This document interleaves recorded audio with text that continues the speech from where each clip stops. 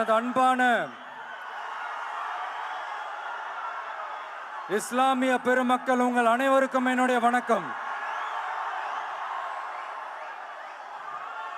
மாமனிதர் நபிகள் நாயகம் அவர்களுடைய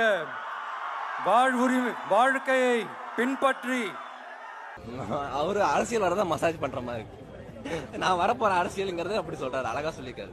ஆமா, நான் வரப்போறேன், ஆனா நீங்க வாங்க, ஆனா முஸ்லீம் கிட்ட ஒரு ஓட்டு விடாது, கண்டிப்பா ஓட்டு போட மாட்டாங்க. அப்படி பண்ணிக்காங்க, ரொம்ப இழிவுபடுத்தாங்க. பேசிக் ப்ரோ,